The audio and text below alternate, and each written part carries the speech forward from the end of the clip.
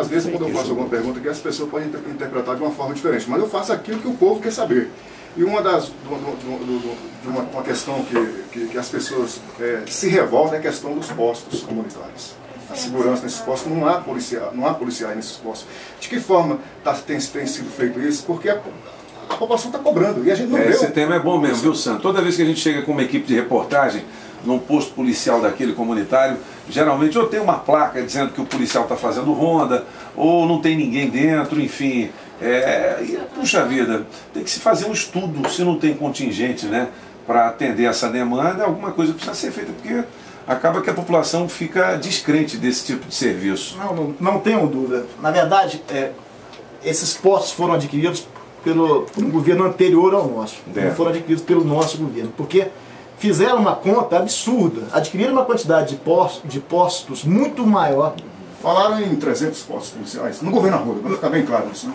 Exatamente, mas seriam 300 postos, mas a gente conseguiu ainda cancelar metade dessa compra. Hoje são 151 postos, que ainda assim é um número absolutamente incompatível com a realidade da nossa Polícia Militar.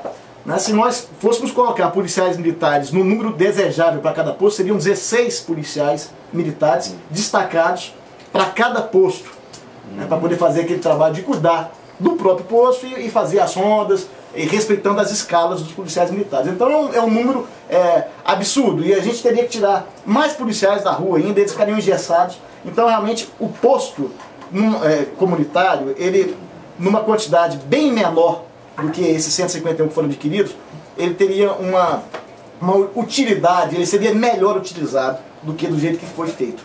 Então a solução que nós estamos encontrando é colocar um servidor não pertencente aos quadros da Polícia Militar para poder tomar conta desse posto, e ele passaria a funcionar como uma base para liberar os policiais militares daquela região, para poderem fazer ronda, para poder fazer a vigilância daquela região e serem acionados por essa pessoa que ficaria dentro do posto. Teria também ali o objetivo de atender a comunidade.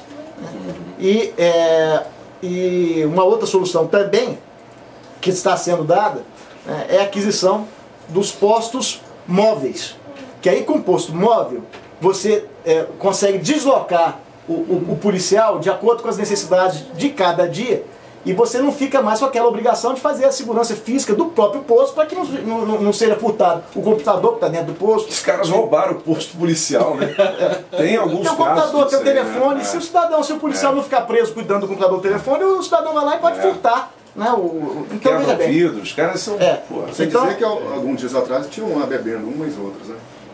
Trabalhando alcoolizado. Um policial militar lá no Riacho Fundo 2. Mas isso se pegar, o caso isolado, e se pegar, inclusive, com certeza será instaurado o procedimento administrativo, e pode ser até expulso da corporação, dependendo da gravidade do caso, né?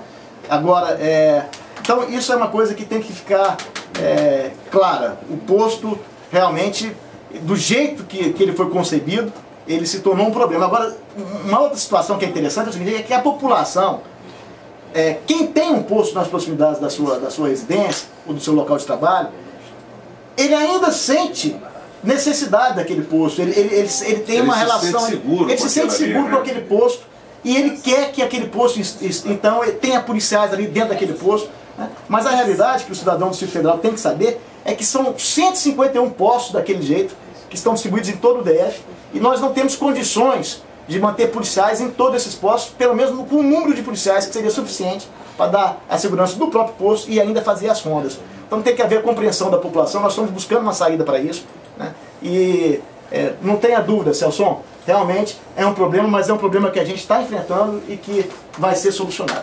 8h03 são os cabeças da notícia.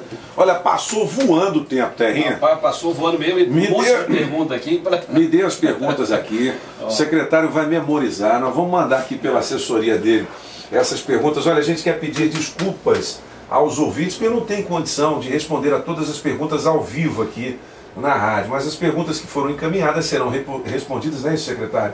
E a gente vai mandar via e-mail, enfim, tá certo? Fazer um resumão aqui, ó. O Sandro faz o seu xará, ele gostou dos seus comentários, mas ele ainda acha que o número de homicídios, mais de 120, sem contar o do entorno, ele ainda acha muito alto isso. né? A Gisele falou, ela mora na Ceilândia e fala assim, por que a polícia nunca acabou com a Feira do Rolo lá na Ceilândia, que é um problema crônico de anos lá. E uma outra pergunta que chegou aqui dos nossos ouvintes, essa eu gostaria que você respondesse aqui. Por que os policiais da CPRV e do Detran têm obrigação de 10 multas por mês? Há uma orientação para que o pessoal meta a caneta na população, ô secretário? Há uma orientação ou não? Não, isso aí o que é? É uma... às vezes uma intensificação. Bororó foi vítima, eu também. Estão falando do lugar errado. Mas o que há é uma orientação, né, às vezes vem a intensificação da atividade da Polícia Militar no controle do trânsito em determinadas regiões, em determinadas áreas, ou às vezes vem a intensificação da atividade do Detran, e acaba que em determinados momentos, em razão dessa intensificação, se aumenta o número de multas. Né? Mas não há assim uma orientação para que cada policial tem que multar 10 lá. Não é isso. Não é assim. Agora, a respeito dos homicídios, eu queria, se vocês me permitirem, se tiver tempo, eu quero só dizer o seguinte. Os números dos homicídios, no primeiro momento, podem assustar. O nosso ouvinte está falando em 120. Mais de 120, né? Já 120. Nós estamos praticamente com 3 meses completos. Né? 3 meses completos. Então, eu vou dizer o seguinte. Historicamente, no Distrito Federal, isso é história dos últimos 15 anos. E olha que coisa interessante. A população, em 15 anos, ela aumentou demais. Mas, historicamente, a média de homicídios no DF é de 2 homicídios por dia. Historicamente. Nos últimos 15 anos, eu volto a repetir. Então, não é algo que tenha chegado agora. E se você pegar esse número que o nosso ouvinte falou e dividir por esses quase que 3 meses que estão sendo encerrados, esse primeiro trimestre de 2013 está praticamente encerrado, nós estamos no finalzinho de março, né? Você vê que essa média, inclusive, está sendo reduzida. Na verdade, ela está equivocada, são mais de 170. Não, pois é.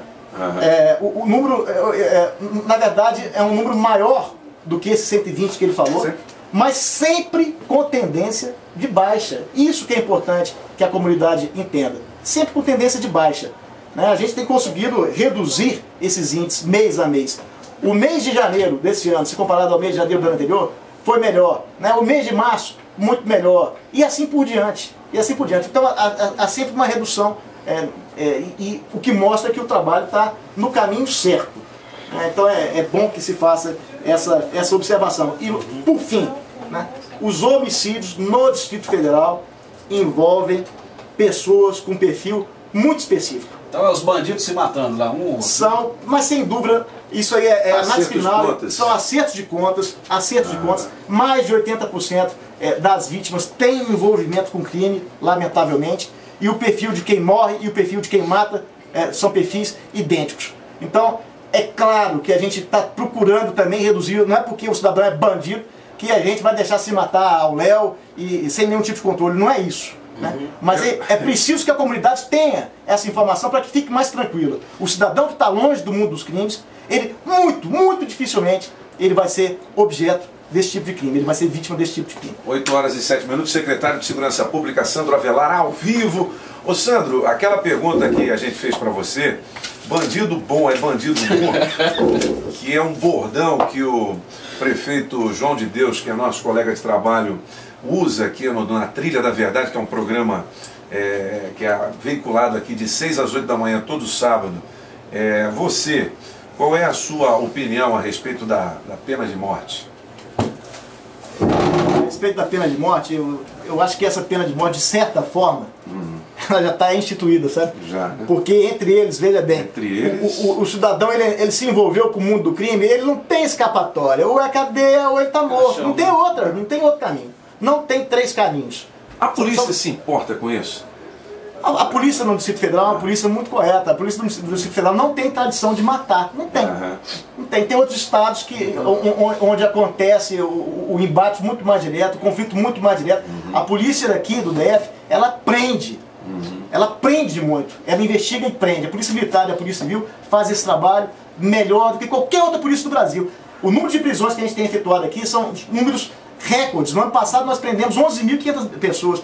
11.500 pessoas. Sabe? O sistema prisional inteiro nosso não tem condições de abrigar 11.500 pessoas sem haver uma superlotação. Então, são pessoas que muitas vezes é aquela velha história, prende, mas não fica preso, se equaliza o sistema, mas o número de prisões que a gente realiza é um número muito grande. Agora, não há na mesma proporção, registros de mortes ocorridas em conflitos entre as nossas polícias, né, e a bandidagem. Há mais um acerto de contas, secretário. Entre eles mesmo. Agora, esse acerto de contas, quando o cidadão é encontrado morto, isso é um alívio para a polícia? Enfim, é difícil falar disso, né? Toninho, eu vou lhe falar uma coisa assim, com toda honestidade. Tem um crime que me gera pavor, que eu tenho pavor quando acontece, a gente fica numa preocupação imensa. E graças a Deus a gente tem conseguido reduzir muito no DF. A gente conseguiu reduzir mais de 50% do ano passado para esse ano, né? E uma proporção ainda maior se considerar os anos anteriores, que é o crime de latrocínio.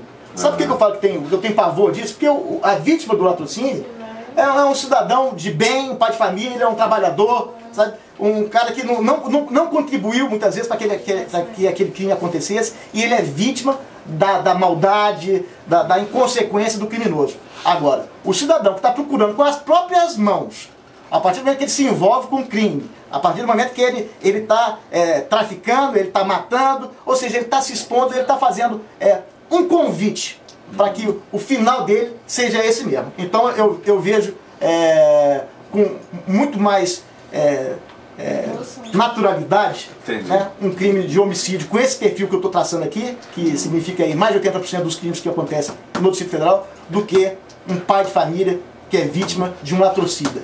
Esse crime, o latrocínio, me gera pavor, mas graças a Deus a gente tem conseguido reduzir significativamente o número de crimes de latrocínio no Distrito Federal. Nesse ano nós tivemos 7 latrocínios, foi uma quantidade no ano inteiro. Que é um roubo seguido de morte, né? Que é o roubo seguido de morte. E aí, nesse momento, a vítima, ela realmente é vítima. Agora, a vítima do homicídio, com esse perfil aí, ele é quase que um suicida. Do acerto de contas, né? Do acerto, ele sabe que mais cedo ou mais tarde, ou ele vai ser preso, ou ele vai morrer, e quem vai matar é o próprio colega de profissão dele, que é bandido igual ele.